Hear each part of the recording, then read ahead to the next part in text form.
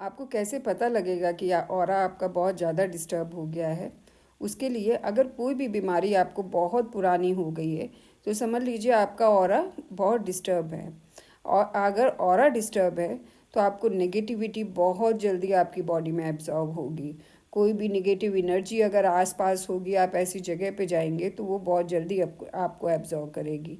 तो आपका aura check करने के लिए आप देखिए आपके लाइफ में क्या क्या इश्यूज चल रहे हैं। अगर स्पेशली डिजीज़ का इशू बहुत ज़्यादा चल रहा है, एक बीमारी ठीक होती है तो दूसरी शुरू हो जाती है, दूसरी पे आप दवाई करवाते हैं तो तीसरी शुरू हो जाती है, तो समझ लीजिए आपके ऑरा में प्रॉब्लम है।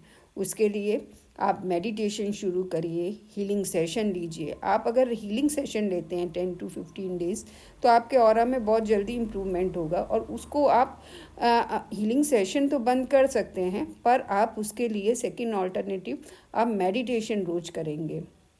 अगर आप मेडिटेशन कंटिन्यू लाइफ में आप रखते हैं तो आप देखेंगे आपके ऑरा में और चक्रा में ड्रास्टिक चेंज आएगा। और चक्रा को एक्टिव रखने के लिए आपको मॉर्निंग में सूर्य को जल देना चाहिए, और जल ऐसे देना चाहिए कि जो जल गिर रहा है वो सूरज के सामने हो और आपकी आंखों से दिखे वो जल, तो उसकी स्पेक्ट्रम जो होगी आपके आंखों में आएंगी। और जो आप स्टोन वेयर करते हैं डिफरेंट डिफरेंट, वो उसका काम करेंगी। और वो अगर आंखों में आपके आती हैं तो थोड़े टाइम बाद 1 month 2 month बाद आप देखेंगे वो स्टोन्स का तो कोई ज़रूरी नहीं होगा आपको स्टोन को ही वेयर करना। आपके वो जो भी रेडिएशंस आपको सूरज में को जल देने वक्त आ रही हैं वे सब आपके बॉडी में आपके चक्रास को एक्टिव करने लगेंगी।